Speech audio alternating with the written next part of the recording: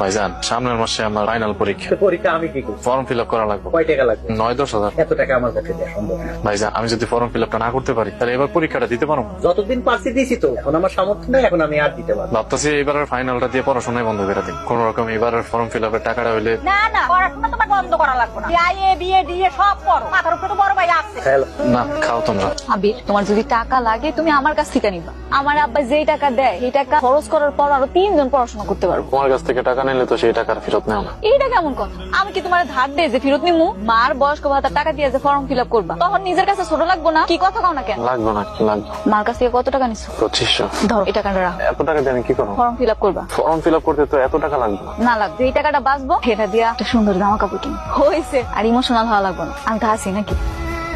মা কি কইবা কও? তোর ভাই ব্যবসাটা ভালো চলতেছে না, তোর যে বড় অংশটুক একটু পেছে দিতে পারে, তাহলে তোর ভাই ব্যবসাটা একটু বড় হইব, আমরা সবাই ভালো থাকবো। এতে এত গারানোর কি আছে? ভাইজান কি আমার জন্য কম করতেছে? সম্পত্তিতে কি করো?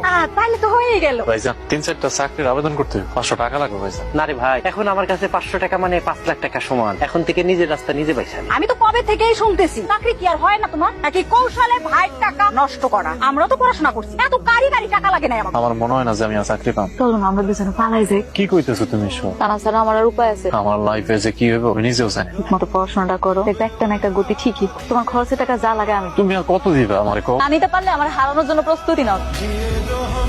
জানো তোমার এত দামি ওষুধ কেনার টাকা তুই কই পাইলি? কই পাই বাবা, তোমার ব্যবসা টাকা থেকে টাকা চুরি করছি। কিরে আবি, তোর ভাবি যা কইতেছে তা কি সত্য? ভাইজান তুমিও আমার চোর কইতেছো? এত টাকা তুই কই পাই? তোমার ব্যবসার জন্য নিজের বাপের জমি হাসি মুখে তোমার লেখা দিলাম, যাতে করে তোমার ব্যবসাটা ভালো হয়। নিজের পড়াশোনা বাদ দিয়া তোমার দোকানে যেয়ে সময় দিতেছি, আর তুমি আমার চোর বানাই দিলা। চুরি না করলে তো এত টাকা পাওয়া সম্ভব না। টাকা আমার ময়না। ময়না? কি ময়না? কিছু না, আমি একজনের কাছ থেকে আনছি। দেখছো দেখছো, আমি কইছি না টাকা চুরি করছে। আমি চুরি করছি, আমি একজন চোর। যাও পুলিশ আইনা আমার ধরাই দাও। বাবা, তোর খুব কষ্ট হইতেছে বাজার। না মা, তোর ভাই যেমন পোল্ট্রি খাই বাবা, চিন্তা করিনি। তোর সম্পত্তি গুলো খারাপ হয়ে তার পড়াশোনা বন্ধ করে দিল বাবা। কপালে লিখন থাকলে কি আর করবো কও? তুমি এগুলো নিয়ে চিন্তা করো না, যাও। ভাইজান বেলা তো অনেক হইল, একটা ব্যবস্থা করো। কি ব্যবস্থা করবো তোমার ভাইজান? কাপন কাপন করার ব্যবস্থা করতে হইব না? করো, সব কি ভাইজানি করতে হইব? তোমার কোনো মুরদ নাই? আমার কাছে তো টাকা নাই। বাজার করা লাগে ক, কিনা নিয়ে আয়। টাকা দাও না ভাইজান। ওরে বাবা, টাকা লাগবো তো, সবকিছু কি আমারই করা লাগবে? মায়ের কি খালি আমি একাই পুত? তুই না, আমি একটা টাকা খরচ করতে পারবো, তুই নিজে পারলে নিজে কই। এমনকি মায়ের লাশ এইভাবে পড়ে থাকবো? সগীর, তুমি কি মানুষ না অন্য কিছু? তোমার মা মারা গেছে আর তুমি তার আফন কাপনের ব্যবস্থা না করে খাওন নিয়ে বসছো। এত আল্লাহ দেখাইতে আইবেন না। মা আমার, আপনার না। তুমি আমার ক্ষমা করে দিও।